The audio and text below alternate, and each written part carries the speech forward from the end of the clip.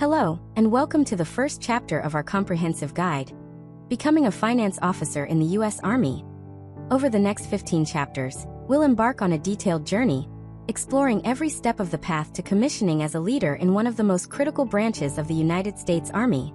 This series is designed for aspiring leaders, for individuals with a mind for numbers and a heart for service, and for anyone curious about what it truly means to manage the financial resources of the world's most powerful military force. Before we dive in, a quick but important note. The information presented in this series is for educational and informational purposes only. It is intended to provide a general overview of the career path of a U.S. Army finance officer. It should not be considered as financial, investment, legal, or career advice. For official requirements and guidance, you should always consult an Army recruiter and refer to official United States Army publications. So, let's begin. What comes to mind when you hear the title Army Finance Officer? For many, it might conjure an image of someone sitting behind a desk, buried in spreadsheets and budgets. While managing fiscal data is part of the job, that image barely scratches the surface.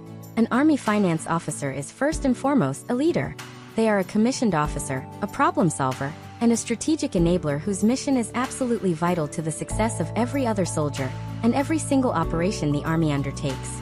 The official motto of the U.S. Army Finance Corps is to support and serve. This simple phrase is the bedrock of their entire mission. Think about it. A platoon on patrol needs equipment. A military base needs power and supplies. A soldier and their family need to be paid accurately and on time. A multinational training exercise needs funding. None of this happens without a seamless, precise, and well-managed financial infrastructure. The Finance Corps provides the fiscal firepower that fuels the Army's operational might. Without them, the entire engine grinds to a halt. As a finance officer, your mandate is to ensure that this engine runs smoothly, ethically, and efficiently. You are the trusted steward of taxpayer dollars, tasked with a profound responsibility. Your role is not passive. It is an active, forward-leaning function that directly impacts readiness and morale. You are the commander's principal advisor on all matters related to resource management. When a commander needs to know the financial feasibility of a mission, they turn to you. When a unit needs to purchase mission-critical equipment, your team makes it happen. The responsibilities of a finance officer are incredibly broad and can change drastically depending on your assignment. Let's break down some of the core functions you would be trained to lead. First, there's resource management. This is the strategic level planning and allocation of funds. At a high level, you might be working at a command headquarters, helping to formulate and execute a multi-million-dollar budget that supports thousands of soldiers and complex operations. You'll analyze spending, forecast future needs, and ensure that every dollar is aligned with the commander's strategic priorities. This requires a sharp, analytical mind and the ability to see the big picture. Next is the critical function of disbursing and commercial vending services. This is the operational side of finance. You could be assigned to a Financial Management Support Unit, or FMSU, responsible for providing cash and electronic funds to forces deployed in a foreign country. You might oversee a team that provides check cashing services, currency exchange, and debit card management to soldiers in the field, far from any traditional bank. This role is essential for maintaining soldier morale and sustaining operations in austere environments. It comes with immense responsibility, as you are accountable for vast sums of government funds. Then there is accounting. The Army, like any massive organization, must maintain meticulous financial records. Finance officers oversee the systems and processes that track every financial transaction. They ensure that all accounts are balanced, that financial statements are accurate, and that the Army is compliant with federal laws and Department of Defense regulations. This is the foundation of fiscal accountability and transparency. A fourth key area is auditing. To ensure integrity and prevent fraud, waste, and abuse, the Army conducts regular internal audits. As a finance officer, you could lead or be part of a team that reviews a unit's financial operations. You would examine their processes, check their records, and identify areas for improvement or correction. This role as a fiscal watchdog is crucial for maintaining the public's trust and ensuring the responsible use of their money. Finally, and perhaps most importantly to the individual soldier, is military pay. This is the bedrock of a soldier's trust in the Army as an institution. Finance officers are ultimately responsible for the systems that ensure every soldier, from a brand new private to a four-star general, is paid the correct amount, on time, every time. This includes basic pay, special allowances, travel entitlements, and deployment benefits. When a soldier can trust that their family back home is financially secure, they can focus entirely on their mission. A finance officer's work in this area has a direct and profound impact on the well-being and readiness of the entire force. Beyond these technical functions, it is vital to understand that a finance officer is a versatile leader. Your career path is designed to give you a breadth of experience. A junior officer might start out leading a platoon-sized detachment of finance soldiers. Your next assignment might be as a battalion staff officer, advising a commander on their budget. Later, you could find yourself teaching at the Army's Finance and Comptroller School, working at the Pentagon on major defense budgets, or even serving as a financial attaché at a U.S. embassy abroad. The role demands a unique blend of skills. You need the analytical precision of an accountant, the strategic mind of a planner, and the leadership and communication skills to inspire and guide your soldiers. You must be a person of unimpeachable integrity, capable of handling immense pressure and responsibility. You are not just managing money, you are safeguarding the resources that enable our nation's defense and ensuring the welfare of its dedicated soldiers. So, as we conclude this first chapter, I want you to move past the simple stereotype of a numbers cruncher.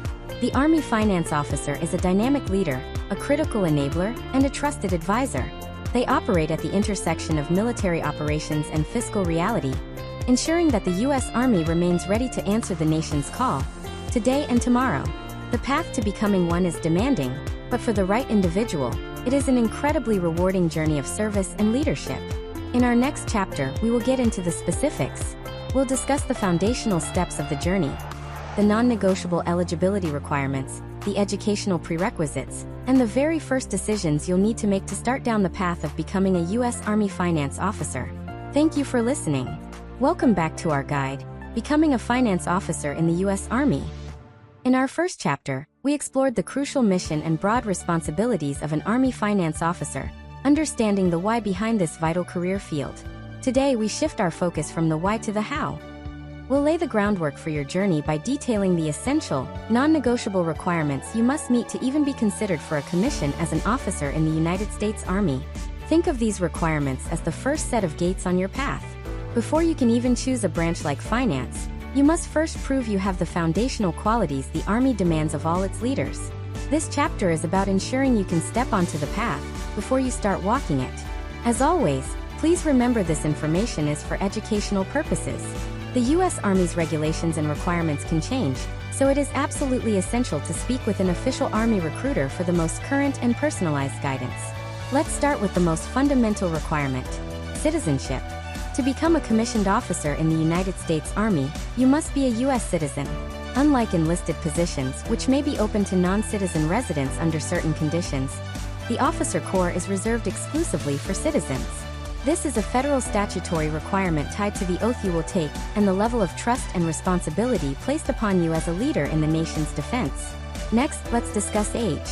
The Army has specific age windows for its officer candidates. Generally, you must be at least 18 years old to begin the process, and must be able to accept your commission before you reach a certain age. This maximum age can vary slightly based on your commissioning source, and whether you have prior military service. For Officer Candidate School, for example, the age limit is typically around 32, but waivers can sometimes be granted. For other programs like ROTC, the age requirements are geared towards traditional college students. The key takeaway is that there is a defined time frame in which to pursue this path, so understanding where you fit is a critical first step. Beyond citizenship and age, the Army places a heavy emphasis on your physical and moral fitness. Let's touch on the physical aspect first. Army officers are expected to be leaders from the front, and that requires a high standard of physical readiness. You will be required to meet the Army's height and weight standards and pass the Army Combat Fitness Test, or ACFT. The ACFT is a comprehensive, multi-event test that measures your muscular strength, power, speed, agility, and cardiovascular endurance. It's not about being a world-class athlete. It's about demonstrating the physical capacity to lead soldiers and endure the rigors of military operations. Your journey to becoming an officer will involve rigorous physical training, and arriving with a solid base of fitness is not just recommended, it's essential for your success. Just as important as physical fitness is your moral fitness. As a finance officer, you will be entrusted with the management of public funds and the personal financial data of soldiers. The Army requires its finance leaders to be individuals of unimpeachable character and integrity. To verify this, you will undergo a thorough background investigation. This process will review your personal history, including any criminal records, your credit history, and other aspects of your life. You will also need to be eligible to obtain a secret security clearance, which is a mandatory requirement for all commissioned officers. Any history of serious legal trouble or financial irresponsibility can be a significant barrier to entry. The Army is looking for trustworthy, responsible leaders, and your personal history is the primary evidence they will examine. Now let's talk about the academic foundation. To become a commissioned officer in any branch, you must possess a bachelor's degree from an accredited four-year college or university. This is a non-negotiable requirement. The Army values the critical thinking, discipline, and maturity that come from completing a rigorous academic program. A common question is, what should I major in to become a finance officer? The simple answer is that the Army commissions officers from all academic majors. You can have a degree in history, English, or biology and still become a highly successful finance officer. The Army's initial training programs are designed to teach you the specific technical skills you will need. However, it is also true that a degree in a related field can make you a more competitive candidate and may give you a stronger foundational knowledge base. Degrees in finance, accounting, business administration, economics, or similar disciplines are highly relevant. They demonstrate a pre-existing aptitude and interest in the analytical and managerial skills central to the finance core mission. If you are still in college and considering this career path, pursuing such a degree is a logical choice. But if you already have a degree in another field, do not let that discourage you. Your leadership potential, physical fitness, and overall record are what matter most. So you meet the citizenship, age, moral, and educational requirements. What's next? You need a path to your commission. The Army has three primary commissioning sources. First, there is the Reserve Officers Training Corps, or ROTC. This is a college program offered at hundreds of universities across the country. Students take military science classes alongside their regular academic curriculum, participate in physical training, and attend leadership development exercises. Upon graduation, successful cadets are commissioned as second lieutenants in the Army. Second, there is the United States Military Academy at West Point. This is a highly competitive, four-year federal service academy that provides a fully funded education in exchange for a service commitment. Graduates earn a Bachelor of Science degree and are commissioned as second lieutenants. Third, there is Officer Candidate School, or OCS. OCS is an intensive leadership training program designed for individuals who have already earned their bachelor's degree. It is open to qualified civilians as well as current enlisted soldiers who wish to become officers. Over a rigorous course of several weeks, candidates are tested physically, mentally, and emotionally to evaluate their leadership potential. Each of these paths has its own unique characteristics, timelines, and application processes.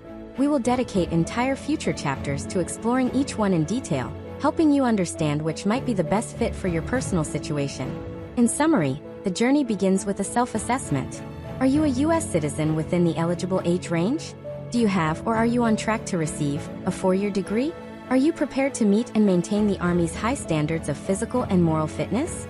If you can confidently answer yes to these questions, then you are ready to take the next step. You have cleared the first gates and can begin to seriously explore the specific path that will lead you to a gold bar and a career as an Army officer.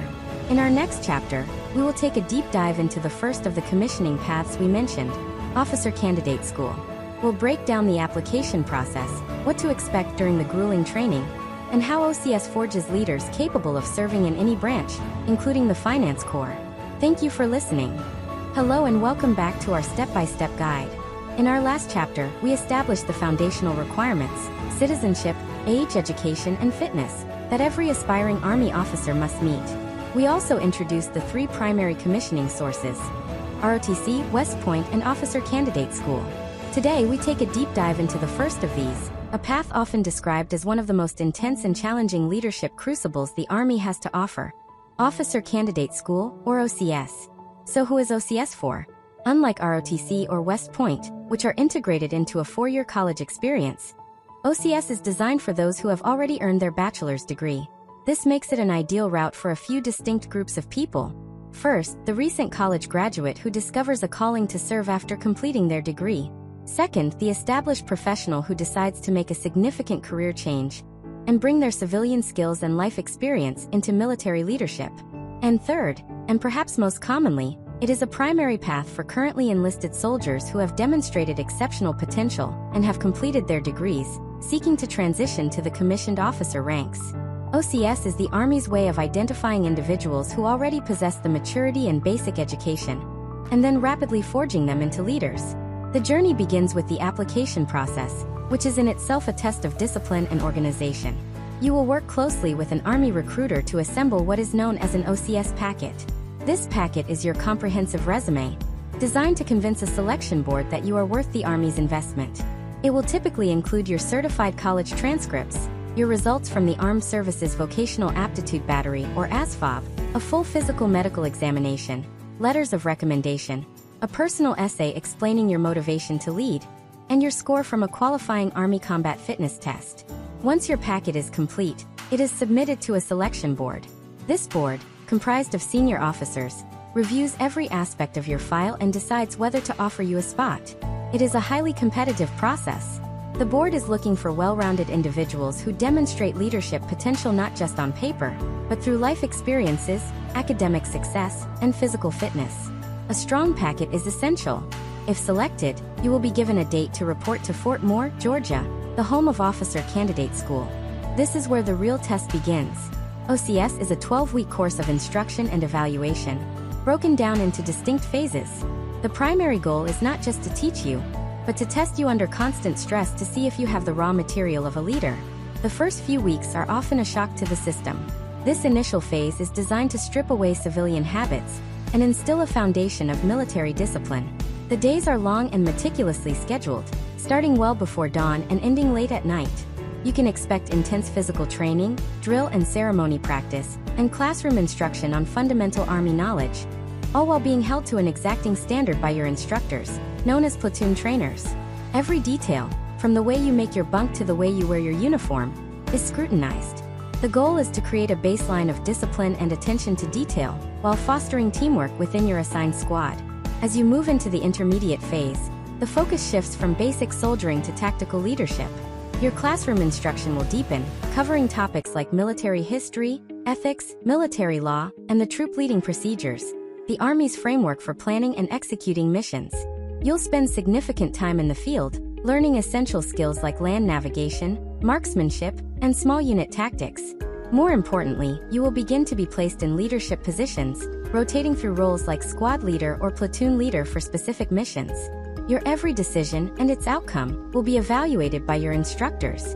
They will assess your ability to think critically under pressure, communicate effectively, and motivate your peers when everyone is tired, hungry, and stressed.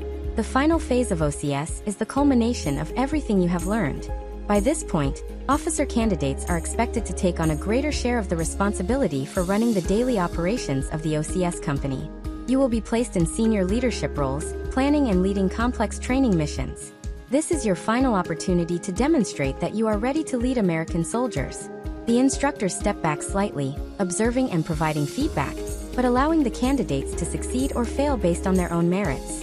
It is the ultimate practical examination of your leadership abilities. One of the most critical aspects of your OCS experience is the Order of Merit List, or OML. From day one, your performance in every area, academics, physical fitness, leadership evaluations, and peer reviews, is tracked and scored. These scores are combined to rank every candidate in your class from top to bottom. This ranking is the OML, and it is profoundly important because it directly determines your future. Towards the end of the course, you will be asked to list your desired branches in order of preference. You may want finance, infantry, cyber, or any of the other Army branches. The Army then uses the OML to assign branches. The candidate ranked number 1 gets their first choice. The number 2 candidate gets their first choice, and so on. If your top choice is already full by the time your name comes up, you will be assigned the next available preference on your list. Therefore, if you are determined to become a finance officer, your goal is to perform at the absolute highest level in every aspect of OCS to place as high as possible on the OML and secure your branch choice. Upon successful completion of the 12 weeks, you will stand on the parade field and take your oath. A gold bar will be pinned on your uniform, and you will be commissioned as a second lieutenant in the United States Army. You will have earned your place as a leader. OCS is not just a school. It is a transformational experience designed to find the breaking point of every candidate and teach them to lead past it. In our next chapter, we will explore a completely different path to that same gold bar: the Reserve Officers Training Corps. We'll examine how the ROTC program integrates military leadership training into a traditional college experience, offering another excellent pathway to becoming an Army officer. Thank you for listening. Hello, and welcome back to our comprehensive guide on becoming an Army finance officer. In our last chapter, we explored the intense, high-speed crucible of officer candidate school, a path designed to rapidly forge leaders from those who have already completed their college education. Today, we turn our attention to a different pathway, one that weaves military training into the fabric of a traditional university experience. This is the developmental path of the Reserve Officers Training Corps, better known as ROTC. At its core, the ROTC program is built on the concept of the scholar-athlete leader. It is a college program, offered at over 1,000 universities across the United States, that allows students to train to become Army officers while earning their bachelor's degree. Unlike OCS, where leadership is tested and forged in 12 grueling weeks, ROTC develops leaders over the course of 4 years, allowing for a more gradual, in-depth immersion into the principles of military leadership and the values of the Army. So what does the life of an ROTC cadet actually look like? The program is designed to be a part of your college life, not to completely dominate it. A typical week involves a significant but manageable commitment. Cadets usually attend physical training, or PT, several mornings a week. These sessions are led by senior cadets and supervised by Army cadre, focusing on building the physical fitness required to pass the Army Combat Fitness Test and lead soldiers. Alongside PT, cadets enroll in a military science class 1 or 2 times a week. These classes are part of your academic schedule, and you receive college credit for them. The curriculum progresses over 4 years. As a freshman and sophomore, you'll learn the fundamentals: Army structure, customs and courtesies, ethics, and basic soldiering skills. As you advance into your junior and senior years, the focus shifts to advanced leadership topics, small unit tactics, and the legal and ethical responsibilities of a commissioned officer. The third major weekly component is the Leadership Lab. This is where the classroom theory is put into practice. A lab might involve anything from practicing land navigation on a nearby patch of woods, to learning how to assemble and operate military radios, to conducting tactical exercises where you and your fellow cadets are given a mission and must work together to plan and execute it. In these labs, you will get your first real taste of leadership, rotating through different roles and receiving direct feedback on your performance. While the school year is focused on this weekly rhythm of training and academics, the summers provide opportunities for more intensive, specialized training. Cadets can attend schools like Airborne School or Air Assault School. The most important summer event, however, is Advanced Camp. This is a mandatory, multi-week capstone training event that all cadets must complete, typically between their junior and senior years of college. Advanced Camp, held at Fort Knox, Kentucky, is the single most significant evaluation in a cadet's ROTC career. It is a rigorous field exercise where you are tested on everything you have learned over the past 3 years. You are placed in a variety of leadership positions and evaluated on your ability to lead your peers through a series of challenging tactical missions. Your performance at Advanced Camp is a major factor in determining your future in the Army. One of the most well-known aspects of the ROTC program is the opportunity for scholarships. The Army offers highly competitive, merit-based scholarships that can cover the full cost of tuition and fees at the university you attend. These scholarships also include a separate allowance for textbooks and a monthly stipend for living expenses. It's important to view these not as a simple financial aid package, but as an investment the Army is making in a future leader. The acceptance of a scholarship comes with a contractual obligation to serve as an officer in the Army for a set number of years after graduation. This is a significant commitment and a central part of the ROTC experience. This brings us to the ultimate goal for anyone in the program: earning a commission and being assigned a branch. Much like the OML and Officer Candidate School, ROTC uses a comprehensive talent management system. Throughout your 4 years, you are building a portfolio. Your academic GPA, your scores on the Army Combat Fitness Test, your performance at Advanced Camp, and your participation in your battalion's activities all contribute points to a National Order of Merit list. This list ranks every ROTC cadet across the nation. During your senior year, you will rank your branch preferences, with finance being a potential top choice. The Army then uses the National OML to assign branches. Cadets with the highest rankings have the best chance of receiving their first choice. Therefore, if your goal is to become a finance officer, your mission throughout your 4 years in ROTC is to excel in every area. in the classroom, in physical fitness, and most importantly, as a leader, to maximize your chances of getting that specific assignment. Upon successfully graduating from both your university and the ROTC program, you will take the oath of office and pin on the gold bars of a second lieutenant. You will have earned your degree and your commission simultaneously. The ROTC path is one of dedication and balance, ideal for the young student who wants a full college experience while answering the call to serve and preparing for a career as a leader. In our next chapter, we will explore the third and final commissioning source, an institution renowned for its history, tradition, and academic rigor, the United States Military Academy at West Point. Thank you for listening. Hello and welcome back. In our journey so far, we have explored two of the three main pathways to becoming an Army officer: the rapid, intense forge of officer candidate school and the balanced, developmental experience of the ROTC program. Today, we examine the third and final commissioning source, an institution steeped in over 200 years of history and tradition: the United States Military Academy at West Point. West Point is fundamentally different from the other commissioning sources. It is not a program you join, it is a life you live. For 4 years, you are not a college student who also does military training.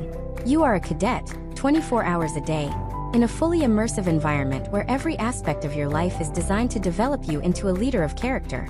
The Academy's mission is to educate, train, and inspire the core of cadets, so that each graduate is prepared for a career of professional excellence and service to the nation as an officer.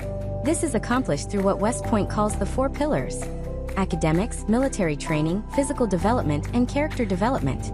Before you can experience this life, however, you must pass through one of the most selective and demanding admissions processes in the world. Getting into West Point is a multifaceted challenge. First, you must demonstrate outstanding academic achievement. This means a high GPA in a challenging high school curriculum, including 4 years of English and math, and strong scores on the SAT or ACT. Second, you must prove your physical aptitude by passing the Candidate Fitness Assessment, a test of strength, agility, speed, and endurance that is far more demanding than the standard Army fitness test.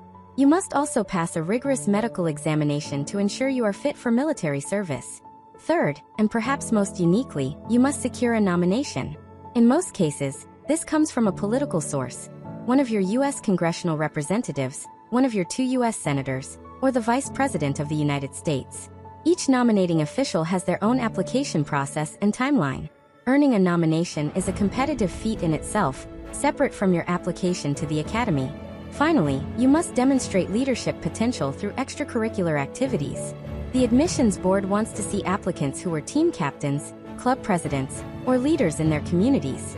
They are looking for evidence that you have already started to develop the leadership skills you will hone at the Academy. If you are one of the small percentage of applicants to successfully navigate this gauntlet and receive an appointment, your journey begins on reception day, or our day. This is a day of dramatic transformation, where you say goodbye to your family, shed your civilian identity, and are immediately thrust into the disciplined world of the Corps of Cadets. Our day marks the beginning of cadet basic training, colloquially known as Beast Barracks. For 6 weeks, you will undergo intense physical conditioning and learn the fundamentals of being a soldier and a cadet, a trial designed to test your resilience and build your class into a cohesive team.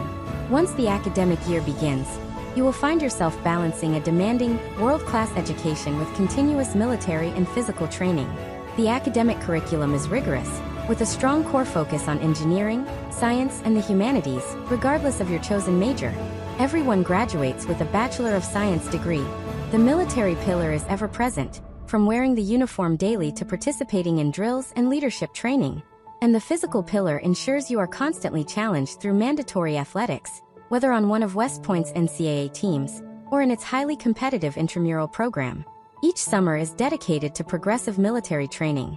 After your first year, you'll participate in cadet field training at Camp Buckner. Subsequent summers may see you attending specialized Army schools like Airborne, or serving in a regular Army unit anywhere in the world through a program called Cadet Troop Leader Training, where you will shadow a platoon leader and experience life as an officer firsthand. Throughout these 4 years, your performance in all areas, academics, military duties, and physical fitness, is meticulously tracked and contributes to your overall class rank. Disclaimer: the information presented is for informational purposes only and is not professional financial, investment, or tax advice. All investments involve risk and may result in partial or total loss. You should always conduct your own research and consult with a qualified financial professional before making any financial decisions. By viewing this video, you agree not to hold the creator liable for any loss or damage arising from your use of the information provided. This rank is the single most important factor in determining your future branch. During the fall of your senior year, the moment of truth arrives on branch night. The entire graduating class gathers in a large auditorium. In a ceremony filled with tension and excitement, each cadet is given a sealed envelope. Inside is a small brass pin representing the Army branch they have been assigned to for the start of their careers. When the command is given, all cadets open their envelopes simultaneously. The room erupts in a mix of cheers and celebration. This assignment is the culmination of 4 years of relentless effort. A cadet's final class rank gives them preference. The higher your rank, the more likely you are to receive your first choice. For an aspiring finance officer, this means that consistent, top-tier performance across every one of West Point's pillars is the key to securing that coveted branch. Graduation from West Point is a momentous occasion. You receive your diploma, toss your hat in the air, and moments later, take the oath of office, pinning on the gold bars of a second lieutenant. You leave the academy with a world-class, fully funded education, a guaranteed career, and a deep sense of purpose, having been molded by an institution dedicated to producing leaders for the nation. In our next chapter, we will shift our focus. Having now covered all 3 commissioning sources, we will follow our newly commissioned second lieutenant to their very first assignment. The specialized training that will turn them from a generalist leader into a subject matter expert in their chosen field. We will explore the Finance Basic Officer Leadership course. Thank you for listening. Hello and welcome back to our step-by-step guide. Over the last 3 chapters, we have explored the distinct and demanding paths to earning a commission as a second lieutenant in the United States Army.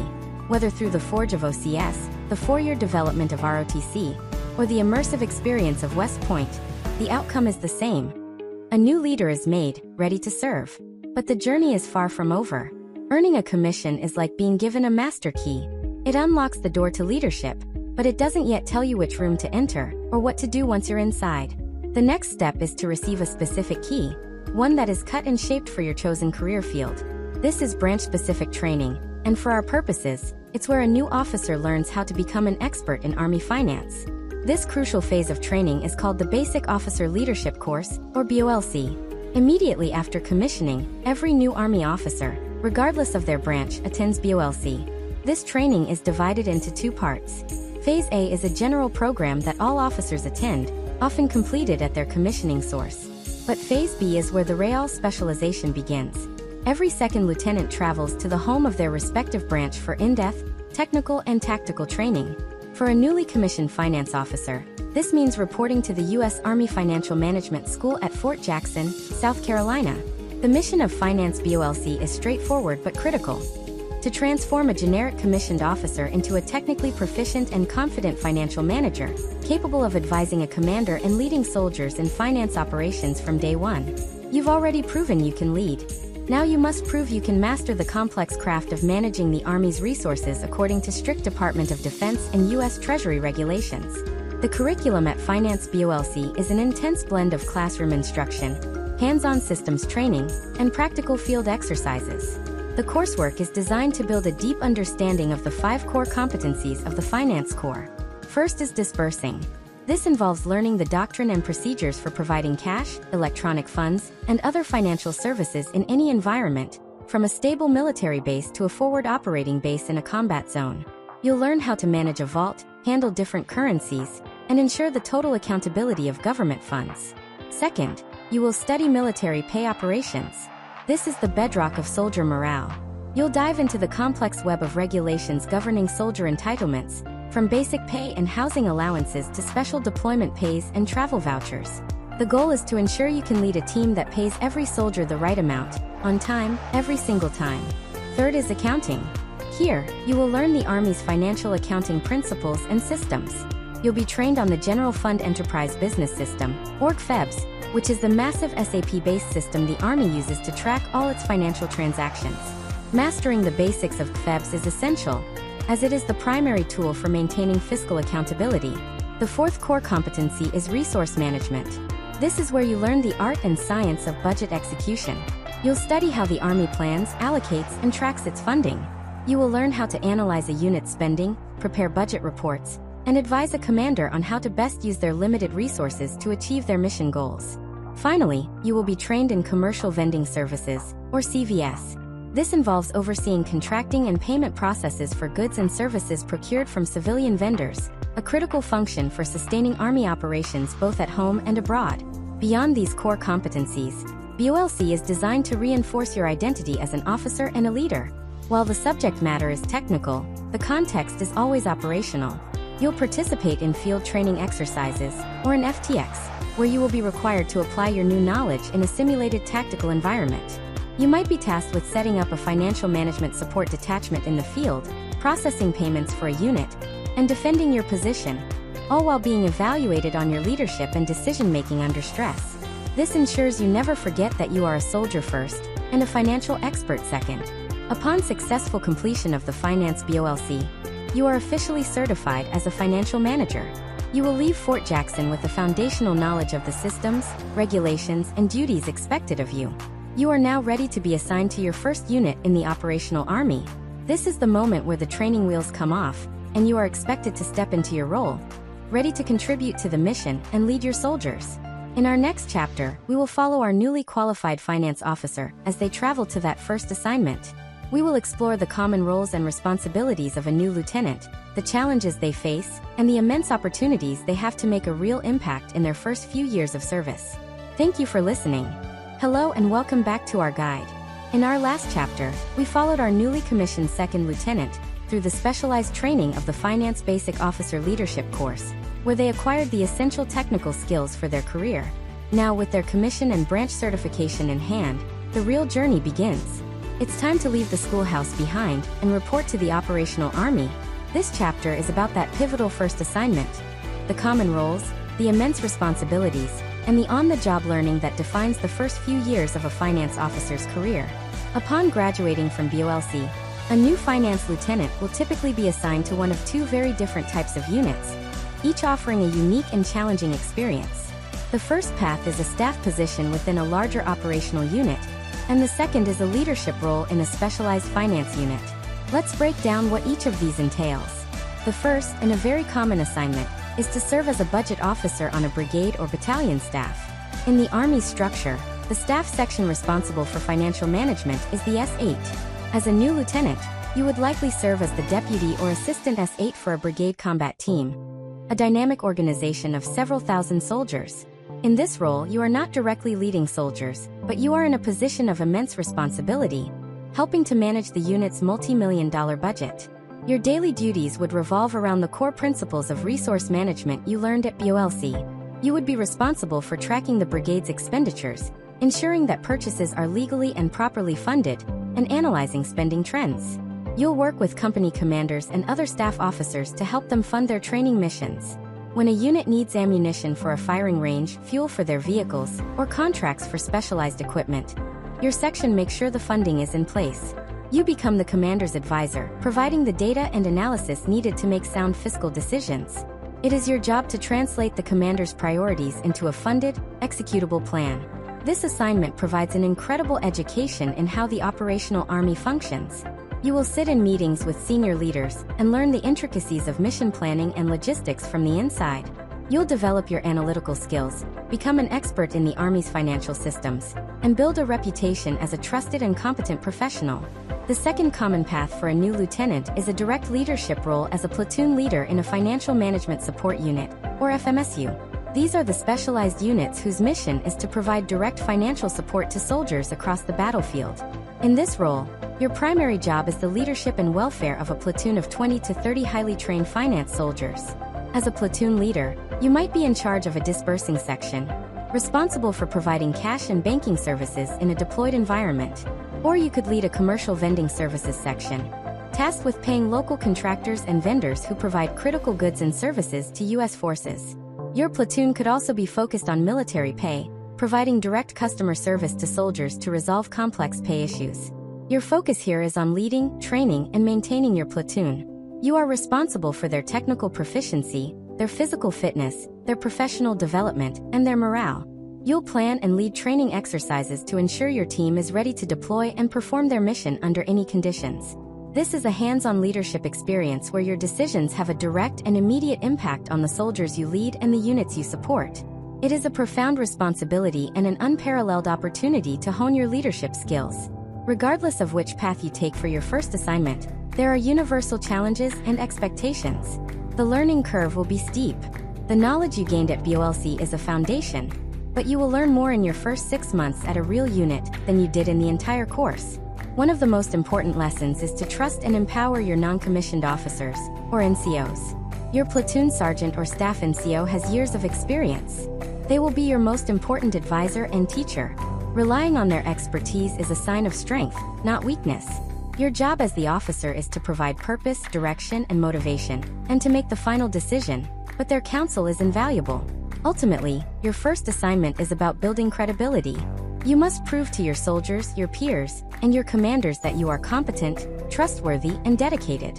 You do this by being professional, by learning your craft, by taking care of your soldiers, and by taking ownership of your responsibilities.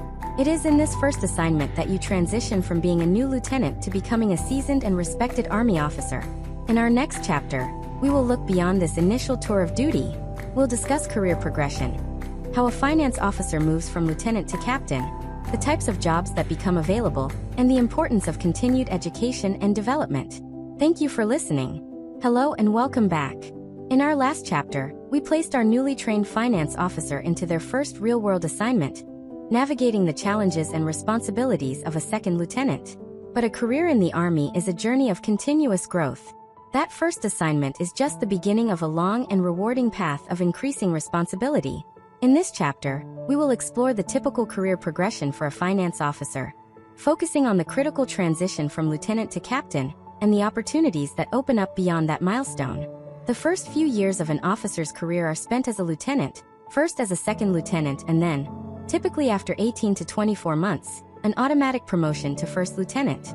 This period is all about learning the ropes, mastering the fundamentals of your branch, and proving your competence and leadership potential at the platoon or staff level. You are building the foundation upon which the rest of your career will stand. The first major career milestone is the promotion to captain. This promotion is competitive and typically occurs between the 3rd and 5th year of service. It signifies a major shift in expectations. While a lieutenant is primarily a learner and a direct leader of a small team, a captain is expected to be a seasoned expert and a commander, capable of leading larger, more complex organizations and serving in key staff roles. To prepare for this increased responsibility, you will attend the Finance Captain's Career Course, or FCCC. This is the next level of your professional military education. The FCCC is an advanced, graduate-level course that builds upon the technical skills you learned at BOLC and the practical experience you gained as a lieutenant. The curriculum focuses on advanced financial management concepts, tactical decision-making, and the leadership skills required to command a company-sized unit. You will study alongside your peers, other junior captains from the Finance Corps, sharing experiences and preparing for the next stage of your careers. Upon graduating from the FCCC, a finance captain will move on to a new, more demanding assignment. One of the most sought-after and professionally rewarding jobs for a captain is company command. As a commander of a financial management support detachment or company, you are the leader of an organization of 50 to 150 soldiers. You are ultimately responsible for everything your unit does or fails to do. You oversee their training, their logistics, their discipline, and their operational readiness. You are the face of the unit to higher command, and you are the final authority for your soldiers. Command is considered a sacred trust, and is the pinnacle of the captain-level experience. Alternatively, a finance captain may serve in a critical staff position. This could be as a Brigade S8, making you the Chief of Financial Management for a 4,000-soldier brigade. In this role, you are the principal financial advisor to a colonel, managing a substantial budget, and ensuring the entire brigade is resourced for its global missions. Other captains might serve as instructors at the finance school, shaping the next generation of officers, or in high-level staff positions at major Army commands, working on large-scale budget and resource allocation challenges. After successfully completing a command or key staff assignment, the officer's focus shifts to the next major promotion, Major. This is a highly competitive selection process. The Army is looking for officers with a proven track record of exceptional performance as captains. To be competitive, an officer needs to have demonstrated strong leadership, technical mastery, and the potential to serve effectively at higher levels of command and staff. For those selected for promotion to major, the next step is attending the Command and General Staff College at Fort Leavenworth, Kansas. This is a 10-month course of study that prepares field-grade officers for their future roles by teaching them to think critically about large-scale military operations, strategy, and national security policy. As a finance major, and later as a lieutenant colonel and colonel, your role becomes increasingly strategic. You will serve as a Division G8, the Chief Financial Officer for a 15,000-soldier organization, or as a comptroller for a major command, overseeing budgets in the billions of dollars. You might work at the Pentagon, helping to shape the Army's overall budget, or serve in joint assignments with other branches of the military. The scope of your responsibility grows exponentially as you advance, moving from managing tactical resources to shaping strategic financial policy for the entire U.S. Army. This entire progression is a deliberate process of selection and development, designed to ensure that at every level, the Army's financial resources are managed by experienced, educated, and proven leaders. The journey from a new second lieutenant to a senior field-grade officer is long and challenging, but it offers unparalleled opportunities for professional growth and the chance to make a strategic impact on the readiness and success of the United States Army. In our next chapter, we'll delve deeper into the specialized training and advanced educational opportunities that help a finance officer stay sharp and competitive throughout this demanding career path. Thank you for listening. Hello, and welcome back to our guide. In the previous chapter, we mapped out the career progression of an Army finance officer, from the foundational years as a lieutenant to the strategic roles of a field-grade officer. A key theme in that progression is continuous growth. The Army doesn't just expect its leaders to develop. It actively invests in them through a vast array of advanced training and educational opportunities. This chapter is dedicated to exploring those programs, the tools the Army provides to sharpen your skills, broaden your perspective, and ensure you remain at the forefront of your profession. A successful officer's career is built on a foundation of lifelong learning. This is formalized through three main avenues: professional military education, civilian education, and specialized functional training. Let's explore each. We've already touched upon professional military education, or PME. This is the mandatory career time schooling that prepares you for the next level of leadership. You start with the Basic Officer Leadership Course, BOLC, to learn your branch. Before you take on company-level responsibility, you attend the Captain's Career Course. And to prepare for roles as a major, you attend the Command and General Staff College. This is the spine of your military education, ensuring you have the core leadership and tactical knowledge required at each rank. The second avenue, and one that offers incredible value, is civilian education. The Army places a high premium on advanced academic achievement and offers several programs to help its officers earn graduate degrees. The premier program for this is called Advanced Civil Schooling, or ACS. This is a competitive program where the Army selects a number of officers each year and sends them to a top-tier civilian university, full-time, to earn a master's degree or even a PhD in a field relevant to the Army's needs. For a finance officer, this could mean earning an MBA, a master's in public policy, or a master's in accounting from a leading university. During this time, the officer continues to receive their full pay and benefits, and the Army covers the cost of tuition. In exchange, the officer agrees to serve for an additional period after graduation, bringing their newfound expertise back to serve the Army in a specialized assignment. For those who wish to pursue a graduate degree on their own time, the Army offers the Tuition Assistance Program. This provides a significant annual amount of money to help cover the cost of courses at accredited universities, allowing officers to work towards a degree part-time, during evenings or weekends. This is a popular option for highly motivated officers looking to enhance their credentials while still serving in a regular assignment. Combined with benefits like the Post-9/11 GI Bill, which can be used to fund education for the officer or their family, the Army provides substantial resources to support academic goals. The third avenue of development is specialized and functional training. This is where an officer can gain deep expertise in specific areas of their profession. For finance officers, one of the most important steps is earning professional certifications. Two of the most highly regarded are the Certified Defense Financial Manager, CDFM, and the Certified Government Financial Manager, CGFM. These are civilian-recognized credentials that validate an individual's expertise in the complex world of Department of Defense and federal government finance. The Army actively supports and encourages its officers to study for and pass the exams required to earn these certifications, as it enhances the professionalism and credibility of the entire finance corps. Beyond finance-specific training, there are numerous other opportunities. The Army has recently placed a major emphasis on data analytics, and there are courses that teach officers how to use advanced analytical tools to interpret complex data and support a commander's decision-making. There are also opportunities to attend courses in contracting, fiscal law, and other related disciplines. Furthermore, there is a unique and highly competitive program called Training with Industry, or TWI. In this program, an officer is selected to work for a major civilian corporation for 1 year. A finance officer might spend a year working at a Fortune 500 company, learning their financial management processes, seeing best practices in action, and understanding the corporate world from the inside. They then bring that invaluable experience back into the Army, ready to apply new ideas and innovative solutions to the Army's own financial challenges. These opportunities are not just about adding a line to your resume. They are about building a more capable, agile, and intelligent leader. The Army recognizes that the challenges of the 21st century require leaders who are not only tactically proficient, but also intellectually sharp and professionally credentialed. By investing heavily in education and training, the Army ensures its finance officers have the tools they need to manage the nation's resources with the highest degree of competence and integrity. In our next chapter, we will shift our focus from the professional to the personal. We will discuss the unique lifestyle of an Army officer, the deployments, the frequent moves, the global travel, and the profound sense of community that defines a life of service. Thank you for listening. Hello and welcome back. Thus far in our series, we have meticulously detailed the professional journey of an Army finance officer. From the initial decision to serve, through the rigors of commissioning and training, and up the ladder of career progression. But a career in the Army is more than a job, it is a lifestyle. It's a commitment that shapes not only your workdays but also your worldview, your community, and your family life. In this chapter, we step away from the specific duties and delve into what it truly means to live the life of an Army officer.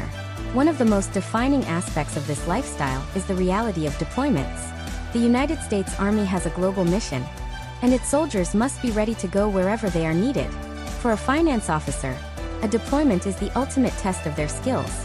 You will be called upon to establish and manage the financial infrastructure for U.S. forces in complex, often austere environments. This could mean overseeing a disbursing operation, paying local vendors for critical supplies, managing operational funds for a commander in the field, or ensuring that every deployed soldier's pay is accurate, so their family back home is secure. It is a high-stress, high-stakes environment where your expertise directly contributes to the success of the mission. While deployments mean time away from home, they are also incredibly rewarding experiences that forge lasting bonds and provide an unparalleled sense of purpose. Another fundamental characteristic of Army life is constant change, primarily through the permanent change of station, or PCS. Unlike a civilian career where you might work in the same city for decades, Army officers typically move to a new duty station every 2 to 4 years. One assignment might have you stationed at a massive Army post like Fort Cavazos in Texas, while your next could take you to a historic base in Germany, a strategic hub in South Korea, or the halls of the Pentagon in Washington, D.C. This life on the move presents both challenges and incredible opportunities. It requires adaptability and resilience from you and your family. However, it also offers the chance to see the world, experience new cultures, and build a diverse network of friends and colleagues across the globe. Each move is a new adventure and a fresh start, ensuring that your career never becomes stagnant. This constant rotation of people and places fosters one of the most unique and powerful aspects of military life: the community. When you are stationed at a military installation, you are surrounded by people who share a common purpose and understand the unique demands of your life. This creates an immediate and powerful sense of camaraderie that is rare in the civilian world. There is an unspoken understanding and a built-in support network. Neighbors help each other during deployments, spouses form strong social bonds, and children grow up in a diverse environment with friends from all over the country. This tight-knit community becomes an extended family, providing stability and support in a life that is often in motion. This brings us to the crucial balance of service and family. The Army recognizes that its strength comes from its people, and that includes their families. While the demands on the officer are significant, there is a robust support structure in place. Military posts are often like self-contained towns, with their own schools, healthcare facilities, and recreational activities. Organizations like the Family Readiness Group, or FRG, connect families within a unit, providing a vital network for communication and mutual support, especially during deployments. It is a unique partnership, where the family is an integral part of the service member's career. The challenges are real, but they often build incredibly resilient and close-knit families who share a deep pride in their contribution to the nation. In summary, the lifestyle of an Army officer is one of profound contrasts. It is a life of challenge and opportunity, of separation and deep community, of sacrifice and immense reward. It is not an easy life, but it is a meaningful one, dedicated to a purpose larger than oneself. In our next chapter, we will discuss the tangible side of this commitment. We'll provide an overview of military compensation and benefits, the package of pay, allowances, healthcare, and retirement that supports the officer and their family throughout their service. Thank you for listening. Hello and welcome back. In our last chapter, we explored the unique and demanding lifestyle of an Army officer. A life of service involves significant commitment and sacrifice, and to support that commitment, the military provides a comprehensive and unique system of compensation and benefits. In this chapter, we will provide a general overview of this system. Before we begin, it is essential to state the following. The information in this chapter is for educational and informational purposes only and provides a general summary of the military compensation structure. It is not financial, tax, legal, or investment advice. The programs and amounts mentioned are subject to change based on legislation and regulations. For personal financial planning, you should always consult with a qualified and licensed professional. For the most current official information, please refer to official Department of Defense and other government resources. Military compensation is often misunderstood as just a salary. In reality, it is a total package composed of taxable pay, non-taxable allowances, and a wide range of benefits. Let's break down the primary components. The foundation of the package is basic pay. This is the core of a service member's salary and is based on two factors: rank and years of service. The longer you serve and the higher you are promoted, the more your basic pay increases. This is the portion of your income that is subject to federal and state taxes, just like a civilian salary. Next are the allowances, which are a significant part of your total compensation. The key feature of allowances is that they are non-taxable. They are provided to cover specific needs. The two most common are the Basic Allowance for Housing, BH, and the Basic Allowance for Subsistence, BAS. The Basic Allowance for Housing, or BH, is provided to service members to offset the cost of housing when they do not live in government-provided quarters, like on-post housing. The amount an officer receives for BH varies significantly based on three factors: their geographic duty location, their rank, and whether they have dependents. The intent is to provide an amount that reflects the average cost of rent in the local civilian community. The Basic Allowance for Subsistence, or BS, is a fixed monthly amount provided to all service members to cover the cost of their food. Together, your taxable basic pay and your non-taxable allowances make up the bulk of your regular cash compensation. Beyond pay and allowances, the benefits package is a cornerstone of military service. A major component is healthcare. The military's healthcare program is called TRICARE. It provides comprehensive medical and dental insurance for active duty service members and their families at a very low cost. This benefit provides significant peace of mind and financial security. Another important benefit is the Service Members Group Life Insurance, or SGLI. This is a low-cost group life insurance program that service members can opt into to provide a measure of financial protection for their loved ones.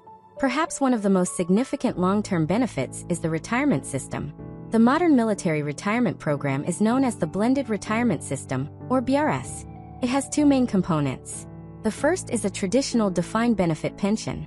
Service members who complete at least 20 years of active service are eligible to receive a retirement pension for the rest of their lives. This monthly payment is calculated based on their years of service and an average of their highest years of basic pay. The second component is a defined contribution plan called the Thrift Savings Plan, or TSP. The TSP is a retirement savings and investment plan, similar in nature to a civilian 401k. The government automatically contributes a certain percentage of a service member's basic pay to their TSP account, and also provides matching contributions when the member contributes their own money. How a member chooses to invest their funds within the various options offered by the TSP is a personal decision. This combination of a pension and a government-matched savings plan provides a powerful tool for long-term financial readiness. Finally, there are numerous other benefits that contribute to the overall package. Service members earn 30 days of paid leave or vacation every year. Disclaimer: the information presented is for informational purposes only and is not professional financial, investment, or tax advice. All investments involve risk and may result in partial or total loss. You should always conduct your own research and consult with a qualified financial professional before making any financial decisions. By viewing this video, you agree not to hold the creator liable for any loss or damage arising from your use of the information provided. We've already discussed the significant educational benefits, like the post-9/11 GI Bill and tuition assistance. There is also the VA Home Loan Guarantee, a program that helps eligible service members and veterans purchase a home. In summary, the military compensation system is a robust package designed to support a career of service. It combines pay, allowances, comprehensive health care, and long-term retirement benefits to provide stability for officers and their families. In our next chapter, we'll turn our attention to the intangible, but equally important, rewards of a military career. The skills, leadership, and sense of purpose that last a lifetime. Thank you for listening. Hello and welcome back. In our last chapter, we provided a factual overview of the military's compensation and benefits package, the tangible support system for a life of service. But to measure a career as an Army officer by pay and benefits alone would be to miss the most profound rewards of the profession. Some benefits can't be quantified in a bank account or listed on a pay stub. These are the intangible rewards. The skills you acquire, the leader you become, and the powerful sense of purpose that defines a career in uniform. This chapter is dedicated to exploring those very rewards. First, let's talk about practical skills and experience. From your very first day as a second lieutenant, you are given a level of responsibility that is almost unheard of in the civilian world. Whether you are managing a multi-million-dollar budget for a brigade or leading a platoon of soldiers, you are making real decisions with real consequences. You learn project management, long-range planning, and how to manage complex logistics. As a finance officer, you gain deep practical expertise in public administration, accounting, and resource management. This isn't theoretical knowledge, it's hands-on, applied experience in one of the world's largest and most complex organizations. These are hard skills that are highly valued and directly transferable to any future career, whether in government or the private sector. Beyond these technical skills is the development of your leadership ability. The Army is often called the nation's foremost leadership laboratory, and for good reason. Every day, you are honing your ability to communicate effectively, motivate a diverse team, and solve complex problems under pressure. You learn the difference between authority and true leadership. You learn that leadership is about influence, not just orders. It's about taking care of your people, earning their trust, and inspiring them to achieve a common goal. You will be placed in situations that test your character, your ethics, and your resilience. The Army will challenge you to become a better version of yourself, molding you into a confident, decisive, and compassionate leader. This is a transformation that stays with you for life. Perhaps the most powerful intangible reward is the profound sense of purpose. In the Army, you are part of something much larger than yourself. Your daily work is directly tied to the security of the nation and the well-being of its citizens. As a finance officer, your mission is to support and serve. You ensure that soldiers have the resources to train and fight, and you ensure those same soldiers are paid so their families are taken care of. You are a direct enabler of the Army's mission. There's an immense satisfaction that comes from knowing your work has a real, tangible impact. This isn't just a job, it's a vocation. It's the chance to contribute to a cause that matters. To serve alongside some of the most dedicated and selfless people you will ever meet. Finally, there's the reward of global perspective and camaraderie. A career as an Army officer will take you to places you might never have seen, and introduce you to people from every walk of life. You will build deep, lasting friendships forged in shared challenges and experiences. This camaraderie creates a lifelong network, and a bond that is difficult to describe but instantly recognizable to anyone who has worn the uniform. While the tangible benefits of service are significant, it is these intangible rewards, the skills, the leadership, the purpose, and the camaraderie, that truly define the value of a career as an Army officer. They are the benefits that shape your character and enrich your life long after you hang up the uniform. In our next chapter, we'll look to that future. We'll discuss the transition from military service to a civilian career, and how the skills and experience of a finance officer create incredible opportunities after the Army. Thank you for listening. Hello and welcome back. Throughout this series, we have journeyed through the demanding and rewarding path of becoming and serving as a U.S. Army finance officer. We've discussed the training, the responsibilities, the lifestyle, and the profound sense of purpose that comes with a career in uniform.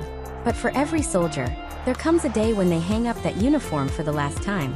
This chapter is about what comes next. We will explore the transition from military service to a civilian career, and how the skills forged in the Army create a powerful foundation for a successful life after service. The end of a military career is not a retirement in the traditional sense. It is a transition to a new chapter. One of the first challenges an officer faces is learning to translate their military experience into a language that civilian employers can understand and value. A military resume is filled with acronyms and job titles that may not mean much outside of the Department of Defense. The key is to reframe your accomplishments in terms of skills and impact. For example, a finance officer who served as a Brigade S8 wasn't just a Brigade S8. They were a financial manager for a complex, 4,000-person organization. They didn't just manage the budget. They directed the planning and execution of a multi-million-dollar annual operating budget, resulting in the successful funding of dozens of complex projects. A captain who commanded a financial management support detachment wasn't just a commander. They were an operations and logistics manager who led a team of 100 personnel, responsible for their training, welfare, equipment, and successful performance in high-stakes global operations. The skills you develop are in exceptionally high demand. Civilian companies are constantly searching for leaders who have proven integrity, a strong work ethic, and the ability to perform under extreme pressure. They need managers who have real-world experience leading diverse teams and managing significant resources. As an Army finance officer, you don't just have these skills in theory, you have lived them. Recognizing the unique challenges of this transition, the military has developed robust programs to assist service members. The primary program is the Soldier for Life Transition Assistance Program, or SFLTAP. This is a mandatory program for all transitioning soldiers that provides the essential tools for a successful job search. SFLTAP includes workshops on resume writing, interview skills, and financial planning for the transition. It also hosts job fairs and provides access to networks of veteran-friendly employers who are actively seeking to hire individuals with military experience. These resources are designed to ensure that you are as prepared for your first day as a civilian as you were for your first day as an officer. So, what career fields are a natural fit for a former Army finance officer? The opportunities are broad and varied. A very common path is into corporate finance. Companies of all sizes need skilled managers to oversee their budgets, conduct financial analysis, and manage their assets. The experience of managing large, complex Army budgets translates directly to roles like financial controller, budget director, or operations manager in the private sector. Another popular and logical path is continued government service as a civilian. Federal agencies like the Department of Defense, the Department of the Treasury, and the Defense Finance and Accounting Service, or DFAS, have a high demand for individuals who already understand the intricacies of government finance. Your security clearance and deep institutional knowledge make you an incredibly competitive candidate for these stable, impactful roles. Many veterans also find success in the defense contracting industry. These are private companies that provide goods and services to the military. A former finance officer's understanding of the military procurement and budgeting process is invaluable in this sector, in roles ranging from program management to business development. Finally, the discipline, self-reliance, and planning skills honed in the military make many veterans excellent entrepreneurs. The ability to create a plan, assemble a team, and execute a mission in a disciplined manner are the core ingredients for building a successful business from the ground up. The transition to civilian life is a significant change in culture and mindset, but it is a path that millions have navigated successfully. A career as an Army finance officer doesn't just prepare you for service. It prepares you for a lifetime of leadership, providing you with a set of skills and experiences that will open doors you may have never thought possible. In our next chapter, we will begin to conclude our series by reflecting on the core question: is this career path the right one for you? We'll summarize the key attributes of a successful finance officer to help you make an informed reflection. Thank you for listening. Hello and welcome back. For the past 13 chapters, we have taken a comprehensive and detailed look at the journey of an Army finance officer. We've covered the initial requirements, the commissioning paths, the intense training, the diverse assignments, the unique lifestyle, and the eventual transition to a civilian career. We have laid out the map. Now in this penultimate chapter, we turn the focus inward to you. The final and most important question is not what the Army can offer you, but whether this path is the right one for you. This is a time for a final reflection. Choosing a career as an Army officer is not like choosing a typical job. It is a commitment that will demand more of you than you can likely imagine. But it also promises rewards that are equally profound. To help you in your reflection, let's revisit the core attributes and motivations that are common among successful and fulfilled Army officers, particularly those in the finance corps. First, ask yourself, am I motivated by a sense of service over salary? We have discussed the compensation and benefits, which are substantial, but at its heart, a career in uniform is an act of public service. The primary motivation must be a desire to contribute to something larger than yourself, to support and defend the nation, and to lead the soldiers who do the same. If the idea of serving a greater purpose resonates deeply with you, you are aligned with the fundamental ethos of the officer corps. Next, consider this. Do I thrive under pressure and embrace challenges? The Army is not a predictable environment. You will be asked to solve complex problems with limited resources and tight deadlines. As a finance officer, you will be the calm, analytical voice in a high-stakes operational meeting. You will be expected to make sound decisions when tired, stressed, and far from home. If you are the type of person who sees a daunting challenge not as a threat, but as an opportunity to grow and prove your mettle, you have the resilience this career demands. Reflect on this question. Am I a leader who is also a lifelong learner? Commissioning as an officer is not the end of your education. It is the beginning. You will be expected to constantly develop your leadership skills and your technical expertise. More importantly, you must have the humility to learn from everyone, especially the experienced non-commissioned officers who will be the backbone of your team. The best officers are not those who have all the answers, but those who know how to ask the right questions and build a team that can find them. Perhaps the most critical question for an aspiring finance officer is, do I possess unwavering integrity? As a steward of public funds, your ethical compass must be absolute. There is no room for error or compromise when it comes to integrity. You will be entrusted with the nation's money and the financial well-being of its soldiers. This requires a person of unimpeachable character, who will always choose the harder right over the easier wrong. Finally, a very practical and crucial question. Are my family and I prepared for the unique lifestyle? A career in the Army is a team sport, and your family is a key part of that team. Reflect honestly on the realities we've discussed. The deployments, the frequent moves, and the demands on your time. This lifestyle requires resilience, adaptability, and strong communication from everyone. It is a life of shared adventure and shared sacrifice. Answering these questions with thoughtful honesty is the final step in your decision-making process. This path is not for everyone, and recognizing that is a sign of wisdom. But if you have listened to this series and find that these questions ignite a sense of excitement and purpose within you, then you may have found your calling. In our final chapter, we will offer some concluding thoughts and provide a brief summary of the key takeaways from our journey together. Thank you for listening. Hello, and for the final time, welcome back. We have reached the end of our 15-chapter journey, Becoming a Finance Officer in the U.S. Army, a step-by-step guide. We began with a simple question. What does it take to become a financial leader in the United States Army? Over the course of this series, we have assembled a detailed and honest answer, piece by piece. Thank you for joining us on this exploration. We started by establishing the foundation, the non-negotiable requirements of citizenship, education, and fitness that serve as the entry point for all aspiring officers. We then explored the 3 distinct gateways to a commission: the intense forge of officer candidate school, the integrated experience of the ROTC program, and the immersive 4-year crucible of West Point. We followed our new second lieutenant to their specialized training, where they learned the core competencies of the finance corps, transforming from a generalist leader into a technical expert. From there, we stepped into the career itself, examining the first assignments, the progression from lieutenant to captain, the advanced educational opportunities, and the unique lifestyle of service, defined by deployments, constant moves, and a powerful sense of community. Finally, we looked toward the future, discussing the tangible benefits of service and the incredible value of military leadership experience in a successful civilian career. In the end, the role of an Army finance officer boils down to 3 core identities. First, you are a leader. You are entrusted with the training, discipline, and welfare of America's sons and daughters. Your primary responsibility is to lead and inspire them to accomplish the mission, no matter the circumstances. Second, you are a steward.